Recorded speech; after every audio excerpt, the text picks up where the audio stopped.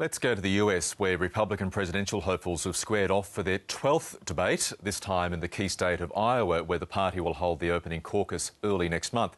Not surprisingly, Newt Gingrich's spike in popularity in recent weeks has seen him receiving much of the attention at the debate.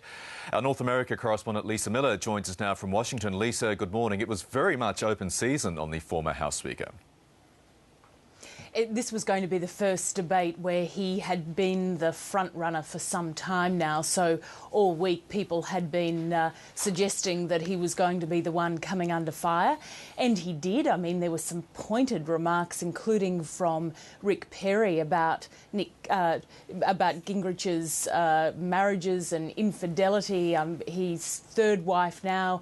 He had an affair with her while he was still married to his second wife. But he actually dealt with all of that pretty well. So most of the talk today has been about how Newt Gingrich has been able to handle it and keep his hot-headed temperament away from the public, because there's a big question mark over that. But the big sort of gasp moment of the night, Michael, was this exchange that we'll play for you in a second between Mitt Romney and Rick Perry, and it goes to the heart of the criticisms about Mitt Romney. So let's have a quick listen.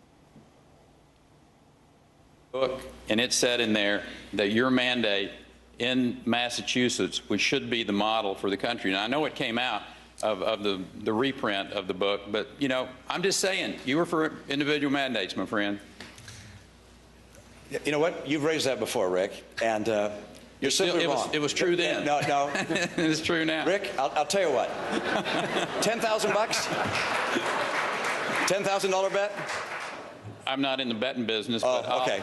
And that little bet, Lisa, has sunk like a stone. As you said, it goes to all the negative connotations directed towards Mitt Romney, the fact that he wasn't simply born with a silver spoon in his mouth, but an entire cutlery set. He is a multi-millionaire who's been trying to paint himself as the average guy in the street, and why couldn't he have said, I'll bet you a cup of coffee, I'll bet you $5. That would be what you and I would probably bet, Michael, but Mitt Romney bets $10,000. The minute he opened his mouth, the Democratic National Headquarters were sending out emails to reporters detailing what $10,000 would buy the average American family.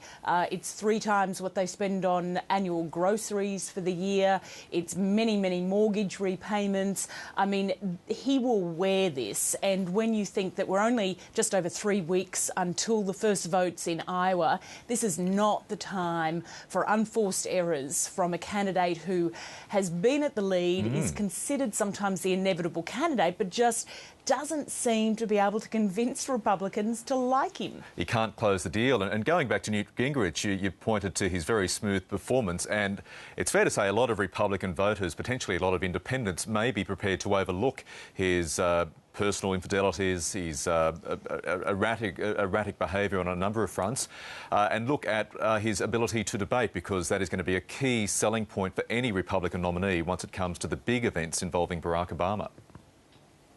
That's true, but what you're seeing at the moment is a really interesting campaign that's begun of the Newt critics. You've got people who served with him when he was House Speaker, which was a really controversial period when he was there. You've got people saying, I saw him as my leader. These are Republicans. I saw him as my leader and I don't want him as a leader again.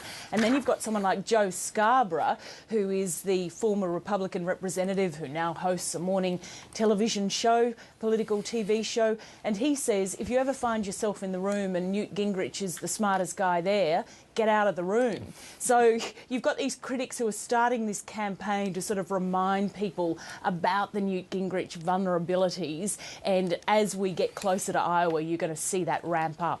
Well, Lisa Miller, I bet you a cup of coffee that Mitt Romney will still be the Republican nominee after all of this. I don't know whether I want to take that bet. I think you're going to be right. Thanks, Michael. OK, Lisa, thank you.